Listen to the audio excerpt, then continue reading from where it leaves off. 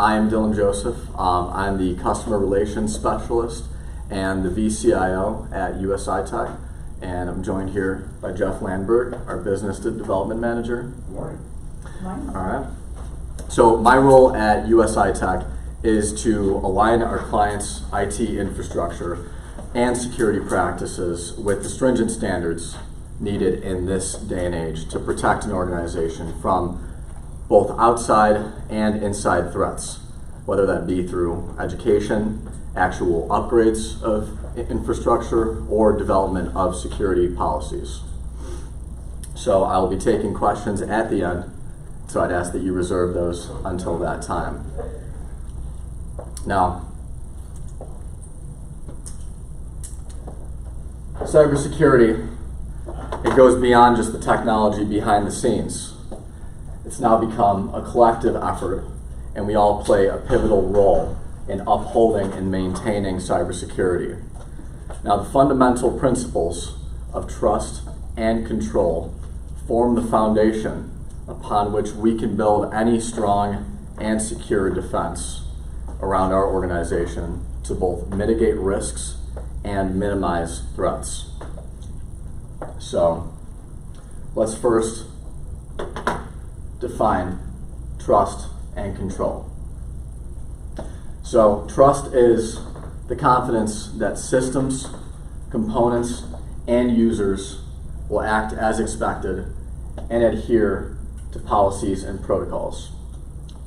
Now, the minute you buy a computer, any trust that you might think that you have in that computer to help you safely navigate the digital world and be stable is misplaced off the bat.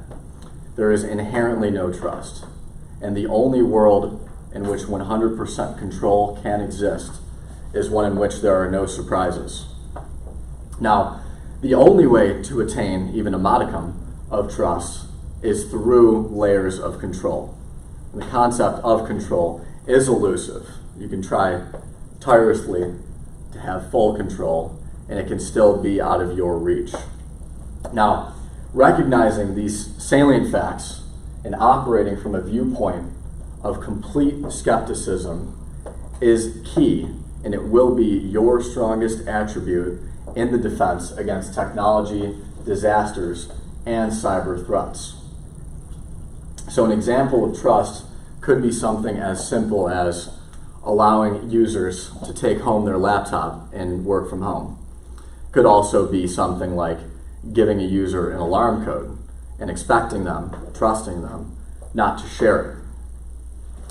Now, a control, an example of that would be, for instance, a policy and a procedure dictating how to work from home. It could be an acceptable use policy on how you're expected to use your laptop or your computer when you're on the job. So, it might also be password properties, such as a minimum length or a certain amount of complexity that you have to have, 3 of the 4 kinds of characters. So, with that, I'd like to introduce some very, very basic but very critical controls. Now, things I'm going to talk about today are not elegant, and they are not beautiful or exciting, but they are the foundation upon which any good cybersecurity plan worth its salt should be constructed. When you learn to drive for the first time, most of your preparation should have been done before you even turn the key to start the car. Can you see out of your mirrors? Is your seatbelt buckled? Can you even reach the pedals from your current seating position? And what does P, R, N, and D even mean? Without these immutable controls that are inherent to driving, you cannot hope to have a safe journey to your destination, regardless of how well you can handle the wheel. So what can we do about that? We can implement layers of control to build trust. And from there, with enough control, we can have some amount of trust. Now, there will never be 100% trust, as I stated. It's just not possible. But let's talk about how we can build that.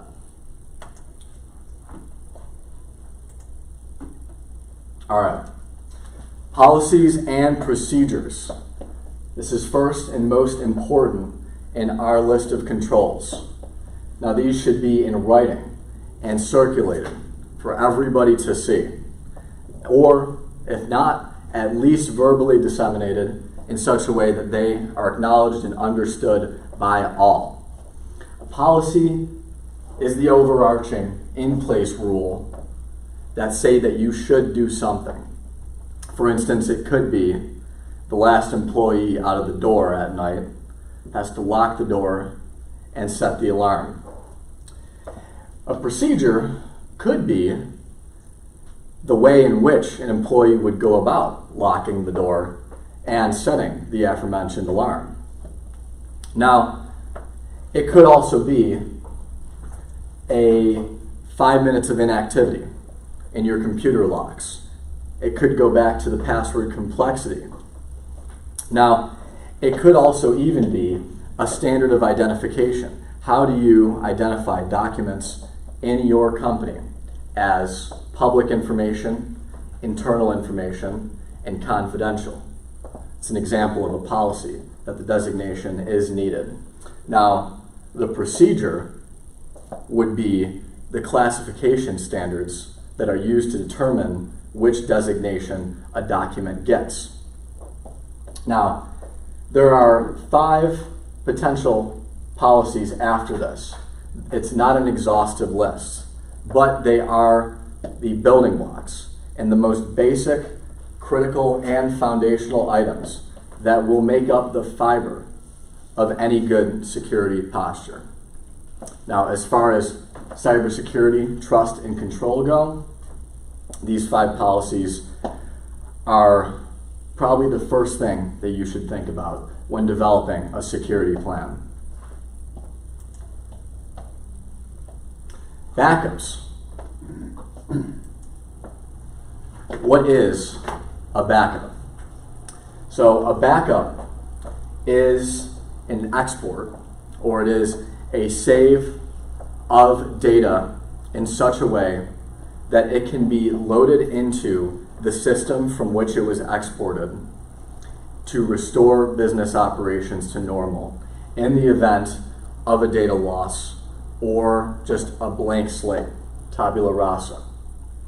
Now, a backup differs from a copy in that way, in that a copy may be a handwritten ledger, or it could be a paper trail of documents that correspond to information entered into a system.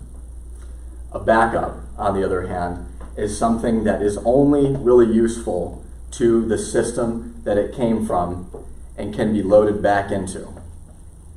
A backup can allow a full restoration and continuance of your business systems in the event of a total loss, if you are backing up correctly. How do we restore from a backup? Now, a backup is completely useless, obviously, if we can't use it to restore our systems to normal. With this, you have to recognize, is there a point in time that I've taken backups that backup is no longer good?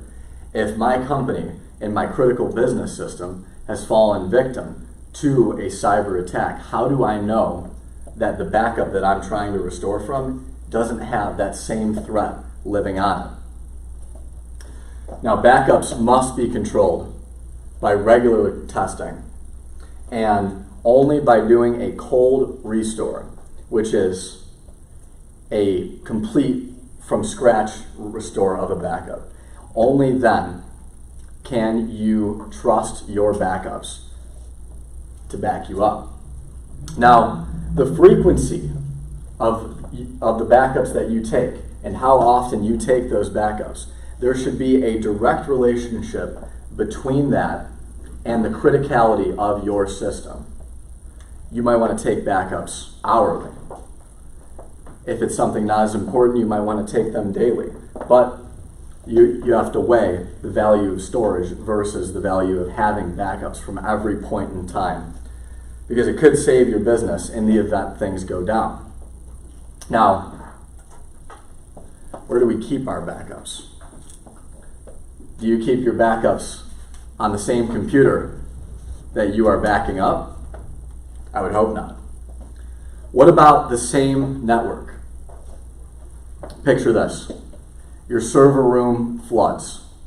Your critical business system is completely shot. It's sparking everywhere. It's covered in water, whatever. Now, maybe it was the air conditioner in the server room that was leaking. Maybe it was the storm that happened outside overnight. Maybe it was the bathroom in the floor directly above it. Who designed this building? All that matters is that the system is completely shot. Good thing you have backups, right? But what if the file server on which you are keeping your backup exists in the same server room that the critical business system is, and it also fell victim to the same flood? Now, it's good to have your backups off-site for this exact reason. If your program exists in the cloud, are you backing up to the same cloud that system exists on? Now, the same cloud means the same credentials can be used to access the critical business system as can the actual backup. Now, cloud-to-cloud backups are necessary, and programs that back up storage from a file server into a cloud, they take them off-site and they store them somewhere such that a physical disaster at the exact office could not take that. Now, next is security awareness training. Now, consistent education is necessary to threat awareness and recognition. And obviously, as cyber threats are changing all the time, and you hear about crazy things in the news, it must be updated at all times. Now, a study done by PurpleSec and the Firewall Times stated that 98% of all cyber attacks involve some form of social engineering. Now, this could range from a malicious email in an unsuspecting user's inbox, trying to get them to click on a link saying, you can view your account balance. It may also be a phone call from someone pretending to be who they are not, whether that's a family member, a government entity, or even a CEO. Now, cybersecurity, as I stated originally, no longer lies solely with the geeks such as myself and Jeff that are behind the scenes, behind the desks. It is everybody's effort that counts to keep us safe. And obviously, a firewall and a VPN can only do so much in the way of keeping attackers outside of the network. Constant awareness is key to staying safe. You never know. And it comes back to trust. The minute an email reaches your inbox, you cannot trust that email until you have verified certain key things about it. This can be taught in security awareness training. Now, with the rise of AI, people are being impersonated. People are getting phone calls from their cousins, their brothers, and it sounds just like them. There are FaceTime calls where attackers have their faces overlaid using AI, and they look just like the person that they are claiming to be. Zero trust. You cannot hope to trust anything in the world that we live in right now. It's crazy. A well-rounded technology education and consistent availability of information is paramount to maintaining a healthy security posture. Now, and the things that you can learn inside of security awareness training, such as this one, cannot be applied just to your professional life, but also your personal life. And as we all use our devices, we all have phones, the two are becoming ever more blended. Now, next on our list, part of security awareness is multi-factor authentication. Now, in the event of a password compromise, this will be the only line of defense and the only thing standing between a hacker and the information that the compromised account has access to. Now, multi-factor authentication is a crucial control that allows you and your systems to trust that the person that is logging into your environment is who they claim to be. Now, certain policies can be set up, such as conditional access. Multi-factor authentication, I'm sure everybody knows. We all have bank accounts. It's kind of a headache. It sends you a text. You got to wait for the text to come in, and then you put in the code. But certain policies can be set up that kind of alleviate a bit of that headache, and conditional access is one of them. That only requires multi-factor authentication based on certain properties, such as, are you logging in from inside your company's network or at the office? That way, you might not need to do MFA so many times. But if you are logging in from a hotel or a cafe, who's to say you really are who you say you are? Obviously, you need multi-factor authentication. Now, it's a requirement many times to have multi-factor authentication. And now this brings us to software updates, otherwise known as patches. These downloads are crucial to maintaining the security and stability of the operating systems of both your computers and your servers and the applications that run on your computers. Now, when companies release new updates, they're often fixing vulnerabilities, holes in their code that hackers could exploit. It can be assumed then that as the company is aware of the vulnerability and has made everybody else aware of the fact that they're rolling out these updates to fix that vulnerability, you can assume that the hacker also knows and is attempting to exploit these. That's why it is paramount to have software updates on your computer. Now, it could also be something as simple as new features. There could be quality of life updates. There could be a new way of doing things that might be easier. It could be an addition to the file menu or the edit menu. Speaking of those menus at the top that nobody likes to sift through to find the things that they're looking for, in order to update a third-party application, you can usually find that in the help and support menu up at the top. It's normally close to the right. Whereas for Windows, you want to make sure that your updates are being released and downloaded automatically. There's a box you can check. That's right there. Now, software updates are often downloaded overnight because Windows has a certain idea of when your business hours are.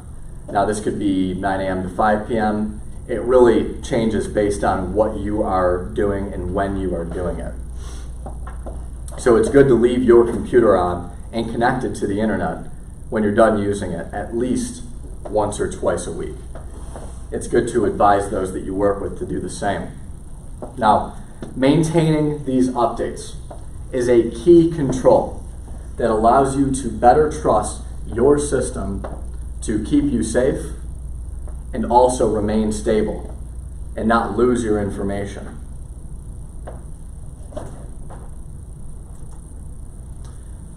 Next is our incident response plan. How do we respond to a technology emergency? Your incident response plan should clearly dictate how you or your company responds in the event of a security incident. It should also be followed by the steps that are taken to respond to such an incident, with clear roles defined for each person and entity involved in this response plan.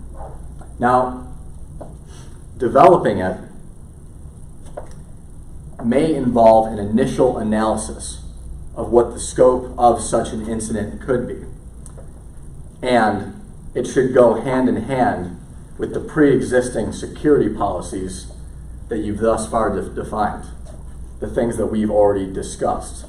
Now, harkening back to our driving analogy, when you get into a car accident, do you just roll up your window and drive away in a frenzy and pray that nobody saw your license plate? No. You stop and you evaluate the situation, you exchange insurance information, and you gather all necessary dash cam footage for proof of what actually happened. Now, thoroughness is paramount here. In a technology perspective on developing a plan, will provide controls such that you have trust in a clear course of action to remediation.